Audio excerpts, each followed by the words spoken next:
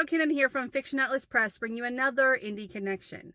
Today I'm going to be telling you about some indie books that you might enjoy if you're a fan of Renee Addy's The Beautiful.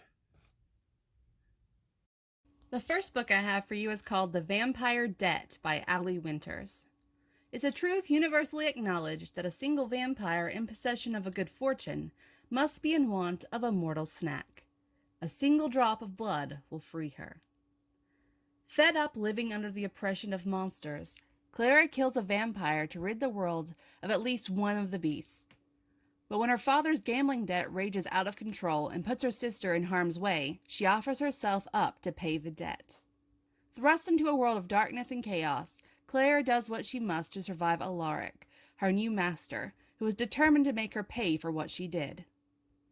The two are constantly at each other's throats. Contract or not, Clara is done with the creature of the night and the world of darkness. She runs, but Alaric won't let her escape. Recognizing things cannot continue as they are, Alaric makes a deal with her. If she can draw a single drop of blood from Alaric, he will consider her debt paid. But if she attempts and fails, she owes him. The price of her failure? A simple kiss. One that could change everything as she feels her attraction to him growing. The second book I have for you is called Redemption by Rye Brewer. A vampire slayer by necessity. Anissa Garnett is a vampire. She's also a slayer. Anissa is no stranger to taking out the enemies of her clan leader. Her assignment is simple. Jonah Burke is not to attend the League of Vampires. Ever. It should have been an easy kill. It should have been one and done. It would have been if Jonah hadn't saved her life. An assignment like no other. Vampire clan leader Jonah Burke is that one. He didn't plan to be a hero. He didn't want to save the life of the slayer that was sent to kill him. Maybe he wouldn't have, if he had known. Too late now. Anissa just compounded his problems. Not that he didn't have plenty. A rebellious twin who wants to claim leadership of their clan, and a litany of supernaturals that want him dead. So what's a vampire to do when he saves the life of the vampire girl sent to kill him? The third book I have for you is called After Darkness Falls by May Sage. They've eliminated an entire bloodline, purging the world of the only creatures vampires dread, or so they think. Chloe used to study hard, do everything right to pave a bright future, but children sometimes have to pay for their parents' sins, and Chloe's tab is pretty steep. At 26, when a series of attacks forces her to seek refuge in the notorious Institute of Paranormal Studies, Chloe sees it as a second chance to achieve her goals. She believes she has nothing to lose.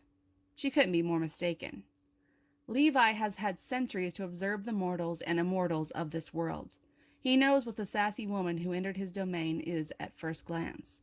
A relic of the old days. So ancient that even an elder lord descended from the first immortals has reason to fear her. He should slit her throat while he has the chance. He should. And the last book I have for you is called Opian and Absinthe by Lydia Kang. New York City, 1899. Tilly Pembroke's sister lies dead, her body drained of blood and with 2 puncture wounds in her neck. Bram Stoker's new novel, Dracula, has just been published, and Tilly's imagination leaps to the impossible. The murderer is a vampire. But it can't be, can it? A ravenous reader and researcher, Tilly has something of an addiction to truth, and she won't rest until she unravels the mystery of her sister's death. Unfortunately, Tilly's addicted to much more than just truth. To ease the pain from a recent injury, she's taking more and more laudanum, and some of her immediate circle are happy to keep her well supplied. Tilly can't bring herself to believe vampires exist, but with the hysteria surrounding her sister's death, the continued vampiric slayings, and the opium swirling through her body, is becoming increasingly difficult for a girl who relies on facts and figures to know what's real, or whether she can trust those closest to her. Okay, that's all for me this week. I'll see you next week on the Indie Connection. Bye!